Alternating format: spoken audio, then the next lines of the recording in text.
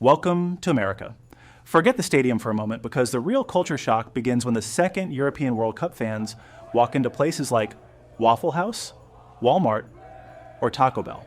What stops them in their tracks is not the scoreboard, but the massive portions, free refills, and the way ordinary American restaurants suddenly feel like tourist attractions in their own right.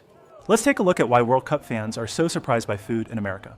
Number one, restaurant chains as tourist attractions. In Europe, tourists line up under the Eiffel Tower, squeeze through the crowds outside the Colosseum, or look up at Big Ben as the kind of landmark you feel like you have to see at least once in your life.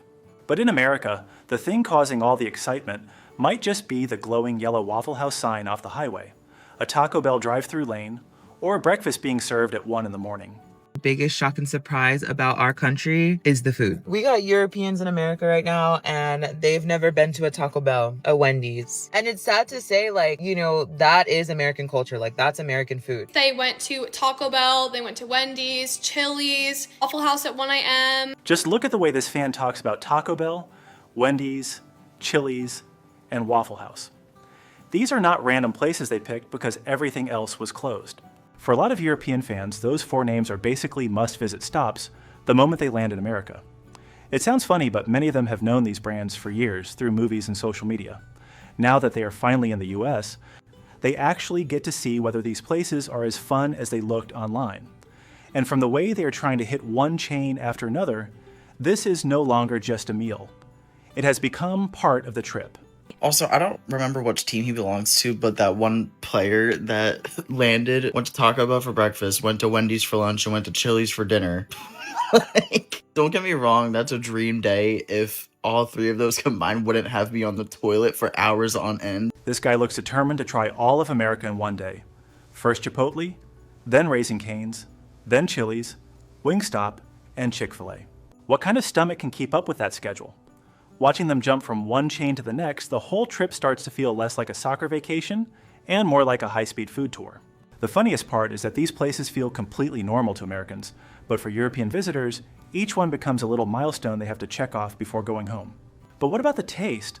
Just look at this TikToker's reaction when he tries Raising Cane's. Americans claim it's overhyped. Everyone outside of America says it's the best thing they've ever tasted. Let's find out just how good Raising Cane's really is. I went standard and got some chicken combo meal. Got chips, toast, chicken dippers, small Raising Cane sauce, massive Raising Cane sauce, and a lemonade. Man, if this does not live up to the hype, I'm gonna be so disappointed. I'm gonna take a bite without the cane sauce first, just to see what's like. An American told me that if you love unseasoned chicken, you're gonna love Raising Cane's. That is really unseasoned. Let me try it with the sauce. I don't know why you'd need this much sauce. Yo.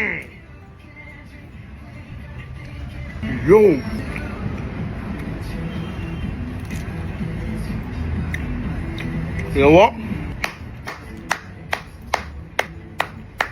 Big ups. That sauce, different. Let me get a little sip. Man, let's see what the chips is saying. Again, man, the chips are standard. But this sauce, man, for some reason, got this bread. Slobber it in, you know yourself. Dish, bash, bash.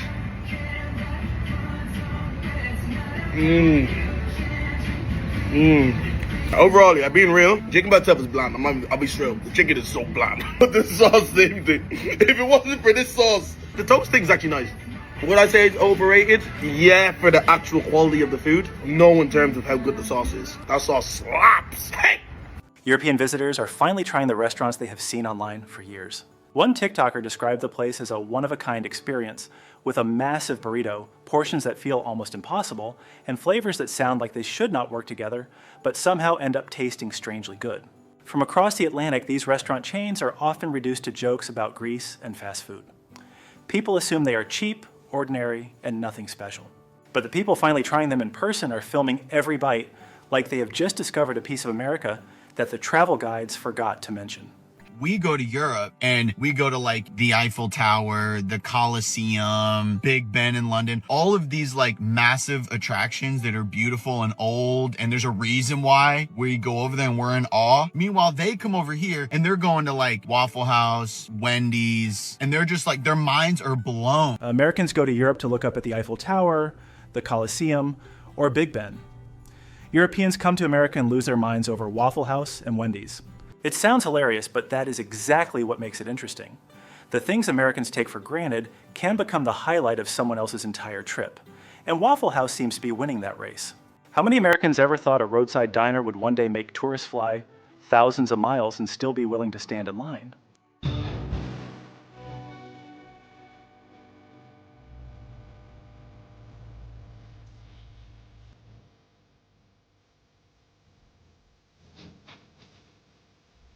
One TikTok video shows a long line of World Cup tourists waiting just to eat there.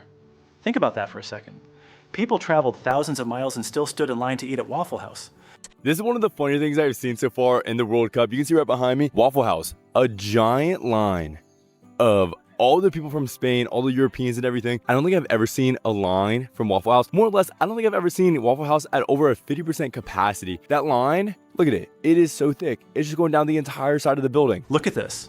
Spanish and European fans are standing outside Waffle House, waiting like a table inside is the final ticket they need to complete the American experience. Even the person filming can barely believe it. A lot of Americans have probably never seen a line like that outside a Waffle House. Let's go and eat at Chili's. I feel like this is an American staple. This is what they're known for, basically, is a triple dipper. This is my triple dipper. I've just got the viral mozzarella dippers. And if you combine the fried mozzarella, Big Mouth Bites burgers, and buffalo boneless wings, you're looking at roughly 1,880 calories and nearly 5,000 milligrams of sodium for an appetizer. They went to Chili's because they already knew about the triple dipper from TikTok. Fried mozzarella, mini burgers, boneless wings, 3 different things on one tray. That is very American. Why choose one when you can get all 3? And once that cheese pull stretches across the camera, it is not hard to understand why this dish is pulling European visitors all the way in. That is like what all dreams are made of. I'm not even joking. Oh my gosh, I actually can't go over it. And that leads directly into something a lot of tourists have noticed. America does not do small portions. And that reaction leads right into something a lot of visitors quickly realize. America does not really seem to understand the idea of a small portion. One TikTok user even joked that Europeans come to America and go home heavier, while Americans go to Europe and usually come back lighter. Looking at the plate in front of her, that joke honestly makes a little too much sense. So my favorite content lately on TikTok is watching the Europeans come to America for the World Cup and watching them eat and love the American food. Everyone is gonna go home 15 pounds bigger. And it's so crazy because the times I've gone to Europe, I've come back home lighter. The World Cup brought them to America. But Waffle House, Taco Bell, Raising Cane's, and Chili's are the things giving them stories they will probably still be telling long after they go back home. Number 2, the portion shock. Well, we clearly didn't know the sizes of pizza because we ordered 7 of them. Oh my God. When the pizza comes out, the whole table immediately starts laughing because it is just that big. It is so wide it nearly takes up all the space between them. For a lot of European visitors, this does not look like a regular portion anymore. It looks like a pizza made for an entire group of fans. What? I asked a medium size. That's medium. Ma che medium? Madonna! In America, the word medium can be seriously confusing. This guy has to hold the drink with both hands and bring it right up to the camera just to prove how big it is. And the wildest part is in the name itself. This is still not the largest. At a lot of restaurants in Europe, a cup like that could probably keep a whole family going for the day. But in America, it just sits there calmly in the middle of the size chart. So, who is the large for? The whole family, or the entire row behind the goal? Americans are so used to this that most of them barely even look twice at the cup. And if that is not enough to shock you, just keep looking at this burrito. It is literally the size of her head. This thing is bigger than my head. What the F? What is this? Your pancakes you ordered. I ordered 1 pancake. That's 1 pancake. This is one pancake? Yeah, welcome to America. You know, I used to be little like you. In many parts of Europe, pancakes for breakfast usually mean a few small ones with some butter and syrup on the side. But in this video, the server has to use both hands to bring out a towering stack of pancakes covered in cream and fruit. The customer looks at the plate, looks back at the server, and starts laughing because he cannot believe all of that counts as one order. Meanwhile, the server is standing there completely calm, as if putting an entire pancake tower in front of one person is just a normal morning in America. After leaving the restaurant and walking into the grocery store, the size shock still does not let up for these European fans. This guy picks up a huge pack of meat almost as long as his arm and can only ask, why? But for a lot of American families, that size actually makes perfect sense. A weekend barbecue can easily bring in relatives, neighbors, and a few friends who show up out of nowhere. So Americans really do love buying big. Europeans see an oversized pack of meat. Americans see an entire Saturday afternoon already taken care of. This is what you guys eat instead of beans on toast for breakfast? Yep. Then comes breakfast. This British guy looks at the two plates in front of him and almost forgets about the beans on toast he is used to back home. On one side, there are hot pancakes with butter. On the other, there are eggs, meat, and hash browns served so fully that it looks more like a proper meal than a quick breakfast. For a lot of Americans, this is just breakfast at a diner. But for European visitors, that much food is enough to make them start rethinking lunch. Americans clearly do not treat breakfast like something you just get through. They serve it hot with plenty of choices and enough food to send you out the door ready to take on the rest of the day. So what do you think? Do these excited reactions from European World Cup fans prove they were truly misled about American food? Or does America simply know how to turn an ordinary meal into an unforgettable experience? Drop your thoughts in the comments below. Number 3. Free refills and dessert coffee. This is where the American food experience starts messing with European math. In many parts of Europe, ordering one soda means you get exactly one soda. You finish it, order another, and the second drink shows up on the bill. But in America, an empty cup almost feels like a problem the server is supposed to fix right away.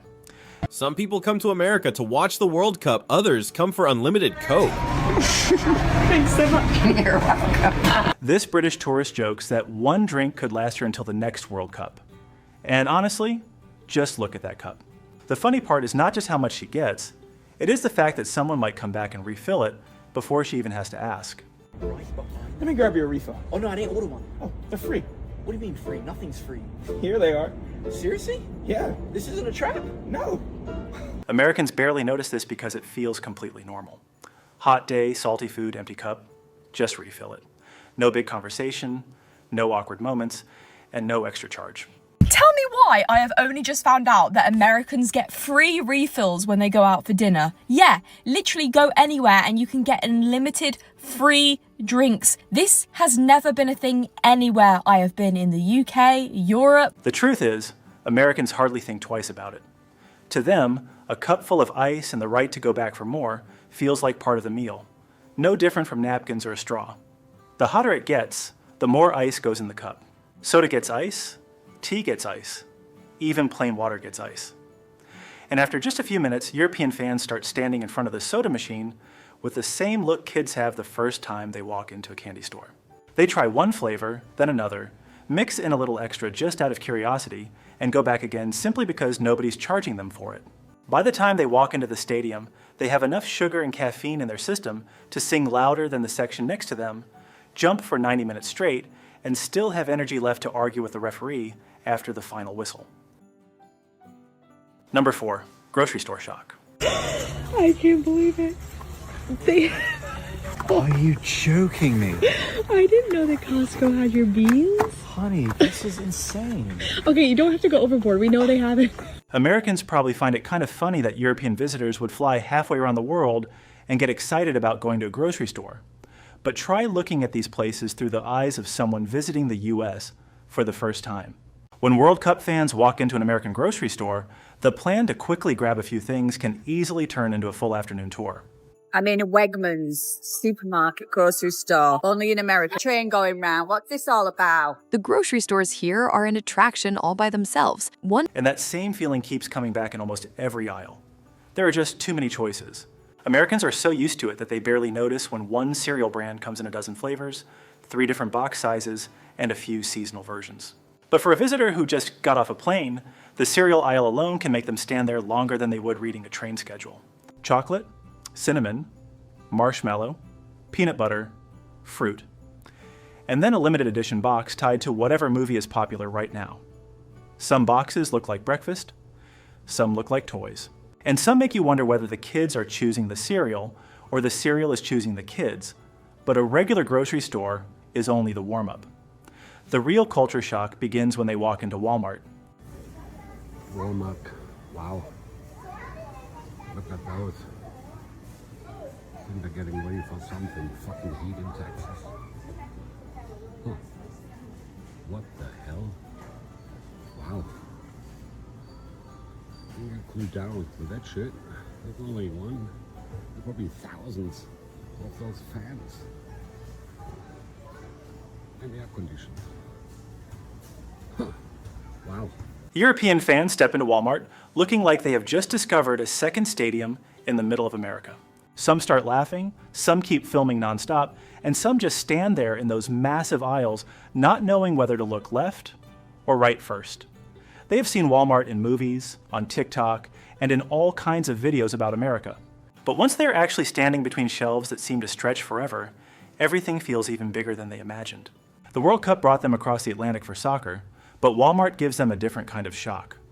America really does like things big, abundant, and convenient. Snacks cover entire walls, sodas come in every flavor imaginable, and there are so many kinds of packaged bread that choosing one loaf starts to feel like an important decision. For Americans, this is just a normal shopping trip. For European World Cup fans, it feels like walking straight into the version of America the whole world has seen on screen for years. Except in real life, it is louder, more generous, and way more overwhelming. Number 5, snacks from the movies. When European fans reach the snack aisle, they start naming products like they are running into the cast of an old movie. Twinkies, Ho-Hos, Ding Dongs, Star Crunches, Pop-Tarts, Lucky Charms. They have heard those names in American movies, sitcoms, and videos for years, but back home, they almost never get to see entire shelves of them in real life. A lot of fans pick up a box of Twinkies and immediately turn it toward the camera, looking as happy as if they have just found a rare souvenir. Someone else stands in front of Lucky Charms in disbelief, because the marshmallow-filled cereal they had only seen on screen is suddenly right there in their hands. Then, Hot Cheetos mac and cheese shows up, and all the rules go out the window. For many Europeans, mac and cheese is already about as American as it gets. But here, someone took it, mixed it with one of the most famous spicy snacks in the country, and put it in a box. Some people look at it with caution. Others throw it straight into the cart. Whether it turns out to be amazing or completely ridiculous, they want to find out for themselves. Even the soda machine quickly turns into a game. Dozens of flavors pop up on the screen, and then each one comes with even more ways to mix it. The fans tap from one option to the next, creating combinations that even some Americans might need a second to think about before drinking. The World Cup brought them to America to see soccer stars. But inside the grocery store, Twinkies and Pop-Tarts are getting treated like celebrities too. For Americans, they are just snacks. For European fans, it is the moment when the America they have seen in movies suddenly becomes something they can pick up, open, and taste. Number 6, drive-thru culture shock. Drive-thrus are one of those things Americans use so often that they almost forget how strange they can look to everyone else.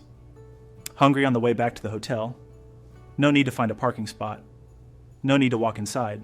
You just pull into a little lane, roll down the window, order through that crackly speaker, and a few minutes later, a hot bag of food is handed straight into your car.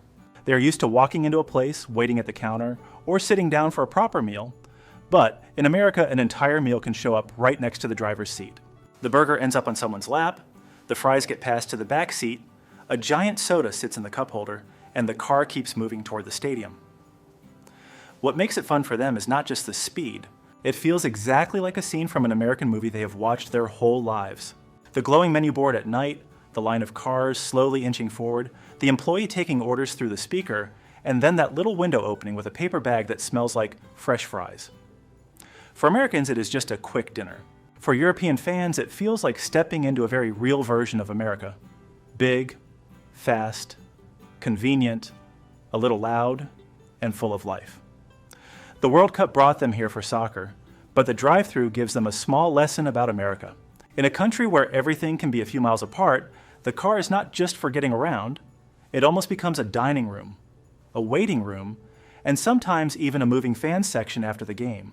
After everything European fans have gone through, from pancakes so tall they looked like they were ordered for the whole table, to sodas refilled over and over again, to snacks they had only seen in movies, and Walmart so massive that a simple shopping trip turned into a full-on sightseeing tour, one question still remains. Were people really wrong about American food, or did they just forget to mention that the huge portions, the sweetness, and the endless choices are exactly what make it so unforgettable? For many visitors, American food is not just fast food or the kind of thing people joke about online. It is the feeling of being served generously, getting to customize things your way, trying products you have seen in American movies for years, and realizing that even an ordinary meal in America can become a story worth telling after the World Cup. So what do you think? Is American food truly misunderstood? Or is that too much quality actually the heart of the American experience? Share your thoughts in the comments. If you enjoy cultural observations that are real, funny, and sometimes make us rethink the things we take for granted, hit the like button so this video can reach more people. Don't forget to subscribe, turn on notifications, and share this video with that one friend who has always wondered what America is really like beyond the screen. All content in this video is based on visitor reactions, fan experiences, and publicly available information at the time of production. This video is intended to offer perspective, entertainment, and cultural discussion. It is not meant to attack any individual, community, or country.